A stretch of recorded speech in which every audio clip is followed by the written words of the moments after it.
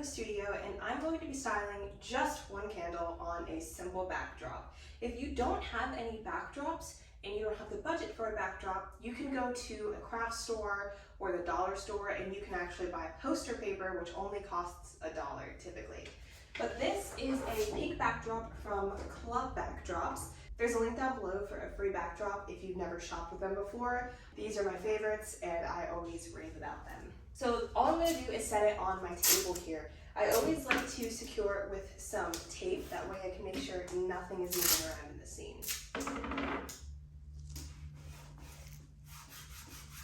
So we're keeping this shot very simple. All I'm going to do is take this is a prop. You can also buy some children's blocks with Amazon, super cheap. I'm going to take it, set it down, and we're just using it as a pedestal for our candle here. Just like that. For this shot, I'm using a Sony a7 III with a 90mm Sony lens. This is going to give us a really nice in-depth close-up shot because it is a macro lens, and it's the most common lens that I use with all of our product pictures. So now that we have our shot set up, the only question is, well, how the heck do we light it? Where should our lighting go? There's a couple different things that we can do here. We can light it from the front, probably about right here, which is where most people would put it, especially in the beginning, because it just seems like it makes sense to have your light in front of your product. However, I personally like to put my lights behind the product when I can because it gives the image a lot more depth and dimension. Let me show you what it looks like when we light it from the front so you can see the exact comparison.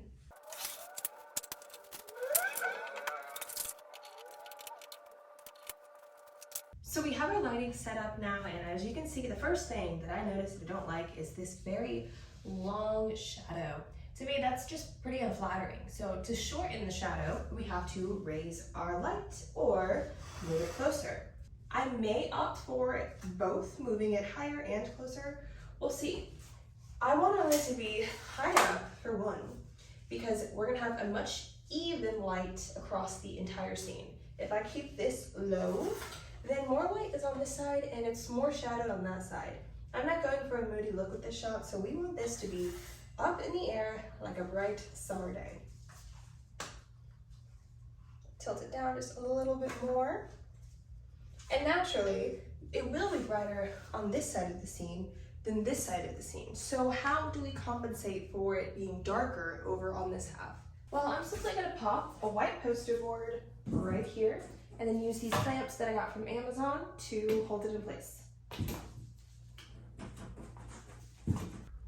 So now we can see a live view of what our scene looks like now with one light on this side and the whiteboard on this side. It is looking great.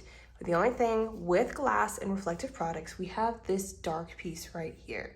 Now we could add a light there, or we could move the whiteboard to bounce more on the front of that label, which I think is the first option I'm gonna test out.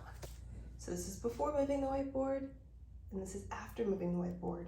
It did exactly what we wanted on that label, and I think it looks fantastic.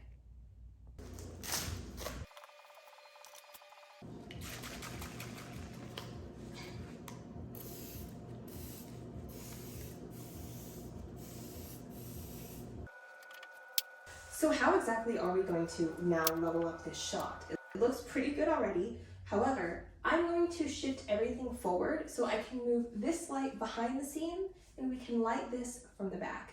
I'm really excited to show you guys what this does for the image.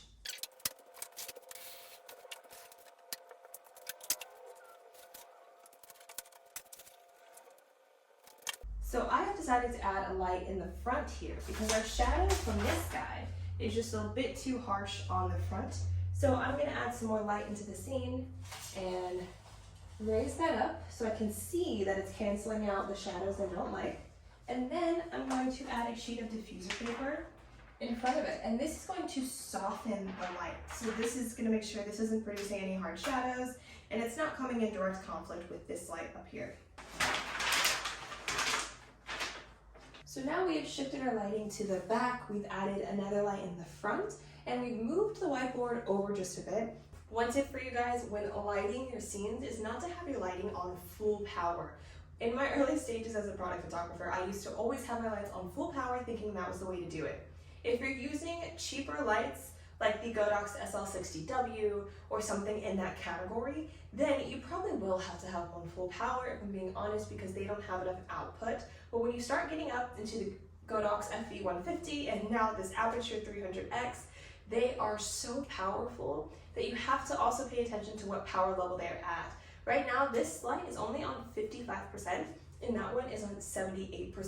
If I had this all the way up, the whites on the top of this candle would be so overblown out that you can't even tell that it's whipped cream on the top. It would just be one white overexposed blob. So be mindful of how much power your lights are producing. Our shot is looking fantastic. And how do I know that it's gonna look good when our client posts it? Well, if you see these black lines right here, these are actually our crop overlays. So when I come into the live capture mode, down here in the corner, I have all these different overlays, 16 by 9 by 9 by 16, 5 by 4, 4 by 5, 1 by 1. So whatever the client wants, whether it's a banner for a website or an Instagram story, maybe it's just a simple Instagram post, I can see how our image is gonna look in every single crop before ever doing anything in editing. And if you want access to these crop overlays, I have a free link down below. These are custom ones that we've designed so everyone can have access to it. It is a game changer in your workflow. Again, just click the link down below and it is 100% free to download. The very last thing I do once I love the lighting is just move the fruit around so I can make sure every piece is hitting the light so we're getting that wet, juicy look.